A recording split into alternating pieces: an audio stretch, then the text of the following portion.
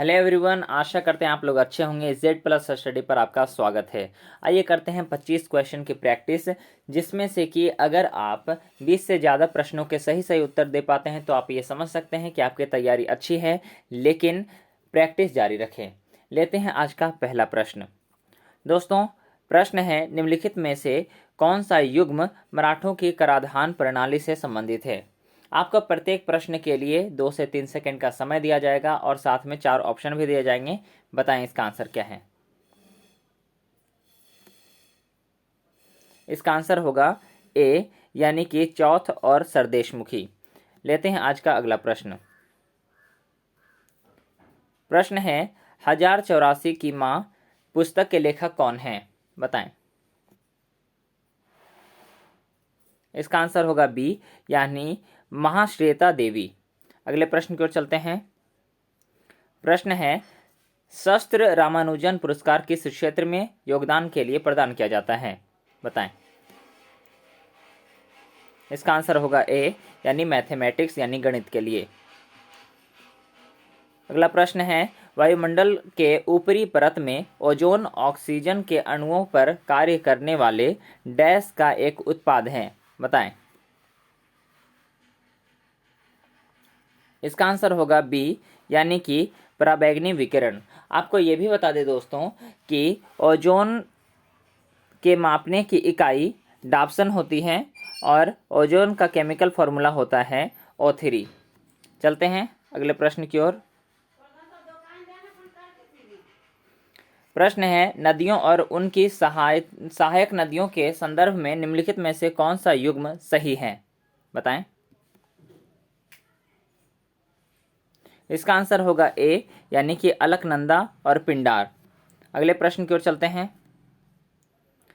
प्रश्न है, वह कौन सा अधिनियम था जिसने भारत में सत्ता ब्रिटिश ईस्ट इंडिया कंपनी से ब्रिटिश क्राउन में स्थानांतरित की थी। आपको ऑप्शन की ओर लेके चलते हैं। ऑप्शन आपके सामने पे।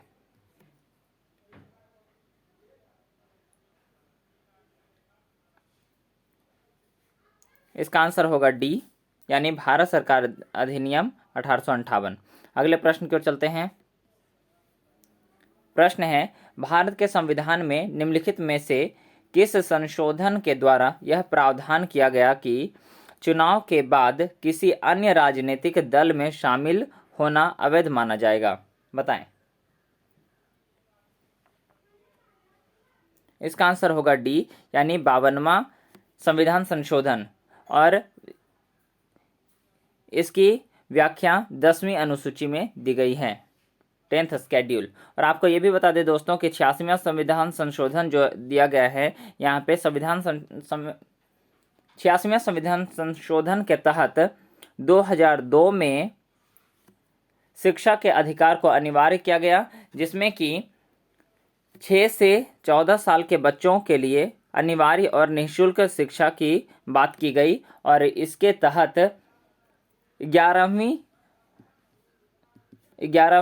मौलिक कर्तव्य के बारे में दिया गया है। और आपको ये भी बता दें दोस्तों कि 61वें संविधान संशोधन जो यहाँ पे दिया गया है, 61वां संविधान संशोधन के तहत चुनाव देने की जो उम्र है वो 21 से घटाकर 18 वर्ष की गई। अगले प्रश्न की ओर चलते हैं। प्रश्न है, चौसा का युद्ध हुमायूं और किसके बीच लड़ा गया था। बताएं। इसका आंसर होगा सी, यानी कि शेर शाह सूरी और हुमायूं के बीच लड़ा गया था चौसा का युद्ध, जो कि हुआ था 26 जून 1539 को। 26 जून 1539 को हुआ था। अगले प्रश्न की ओर चलते हैं। अगला प्रश्न है, शुष्क वन अनुसंधान संस्थान किस शहर में है। बताएं। इसका आंसर होगा ए, यानी जोधपुर। अगले प्रश्न की ओर चलते हैं। प्रश्न है, निम्नलिखित में से किस राज्य की सीमा भूटान के साथ नहीं लगती है। बताएं।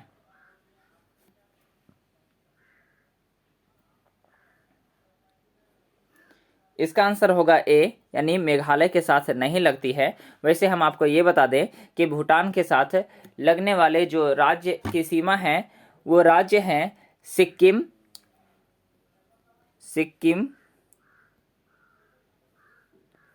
उसके बाद वेस्ट बंगाल, तीसरा है असम और चौथा है अरुणाचल प्रदेश।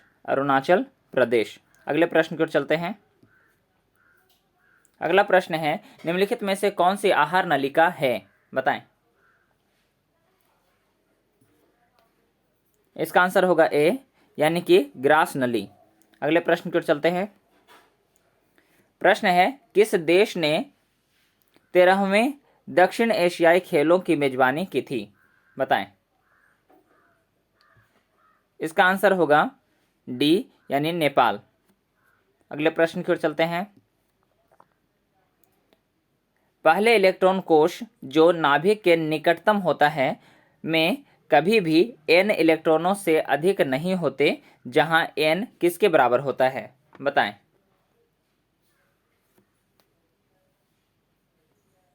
इसका आंसर होगा ए, यानी कि 2। वैसे हम आपको बता दें दोस्तों कि प्रत्येक कक्षा में इलेक्ट्रॉनों की संख्या ज्ञात करने के लिए एक फॉर्मूला होता है 2n²। यहाँ पे पहले इलेक्ट्रॉन कक्षा के बारे में पूछा गया है, इसलिए यहाँ पे 2 होगा।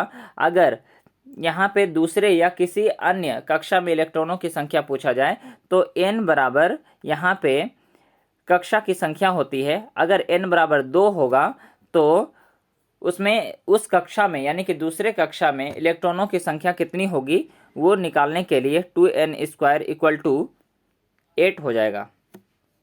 अगले प्रश्न की ओर चलते हैं। प्रश्न है, निम्नलिखित में से कौन सा मध्य प्रदेश का एक विरासत स्थल है? बताएं। इसका आंसर होगा सी, यानी भीमबेटका। वैसे आपको बता दें, सासाराम ये बिहार में है, हम्पी कर्नाटका में है।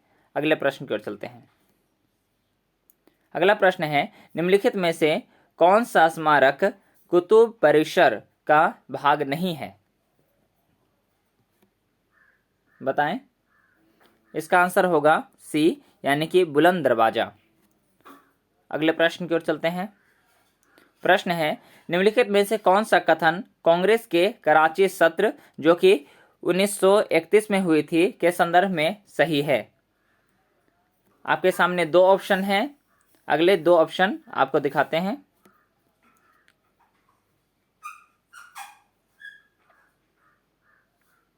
इसका आंसर होगा सी, यानी कि गांधी इरविन संधि की पुष्टि हुई थी।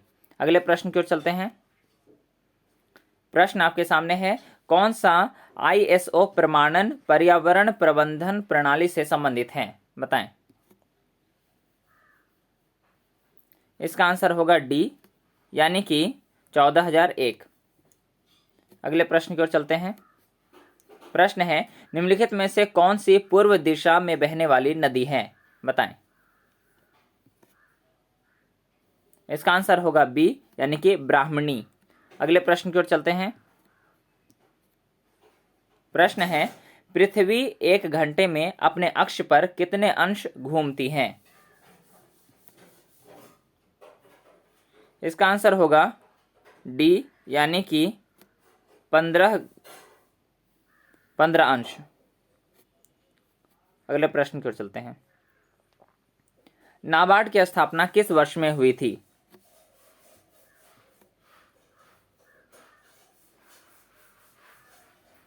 बताएं। इसका आंसर होगा डी, यानी कि 1982। वैसे आपको बता दें कि नाबार्ड का मुख्यालय मुंबई में है और इसकी स्थापना 12 जुलाई 1982 को हुई थी और इसकी स्थापना शिवरमन समिति के सिफारिश पर हुई थी। दोस्तों आपको ये भी बता दें कि अभी नाबार्ड के अध्यक्ष गोविंद चिंतालू हैं। गोविंद चिंतालू।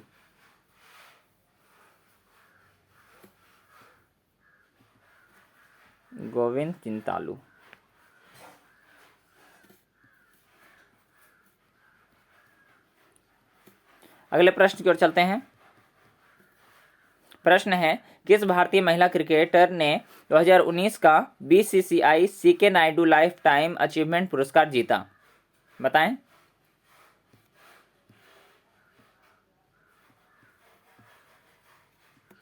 बताइए। इसका आंसर होगा बी, यानी अंजुम चोपड़ा। अगले प्रश्न की ओर चलते हैं। प्रश्न है, जनवरी 2020 में भारत ने किस देश के साथ आकाशवाणी और बेतर के बीच विषय वस्तु विनिमय कार्यक्रम के लिए समझौता ज्ञापन पर हस्ताक्षर किए? बताएं। इसका आंसर होगा डी, यानी बांग्लादेश। और बांग्लादेश की प्रधानमंत्री है अभी शेख हसीना। 23वां प्रश्न आपके स्क्रीन पर, किस अनुच्छेद के अंतर्गत संविधान संशोधन जो हुआ था उसमें संविधान में संशोधन किया जा सकता है, ऐसा किस अनुच्छेद के तहत दिया गया है? बताएं। इसका आंसर होगा सी, यानी अनुच्छेद 368। और अगर भाग पूछ दिया जाए दोस्तों तो भाग 20 और अनुच्छेद 368 के तहत संविधान में संशोधन किया जा सकता है। वैसे आपको बता दें, अगर अनुच्छेद 79, 80 और 81 के बारे में अगर पूछे तो आप एक ट्रिक के तहत याद रख सकते हैं सरला, जिसका अर्थ होता है 79 में संसद के बारे में दिया गया है, 80 में राज्यसभा के बारे में, 81 में लोकसभा के बारे में दिया गया है। अगले प्रश्न की ओर चलते हैं। प्रश्न है, जुलाई 2019 में BCF द्वारा जम्मू और कश्मीर में पाकिस्तान से जुड़ी सीमा को सुदृढ़ करने के लिए निम्नलिखित में से कौन सी कार्रवाई आरंभ की गई थी? बताएं। इसका आंसर होगा बी, यानी सुदर्शन। आज के आखिरी प्रश्न की ओर चलते हैं। प्रश्न है, अर्चना कामत किस खेल से जुड़ी हैं? बताएं। इसका आंसर होगा सी, यानी टेबल टेनिस। दोस्तों, ये आज का आखिरी सवाल था। आपको आज की हमारी प्रैक्टिस कैसी लगी आप हमें ज़रूर बताएं। और आज का सेशन देखने के लिए आपका बहुत बहुत धन्यवाद। आप अगर इस सेशन को, हमारे प्रयास को पसंद कर रहे हैं तो आप हमें लाइक करें, इस वीडियो को लाइक करें, शेयर करें और सब्सक्राइब करना ना भूलें। और सब्सक्राइब करने के साथ साथ बेल आइकन जरूर प्रेस करें। आज के लिए बस इतना ही। जय हिंद।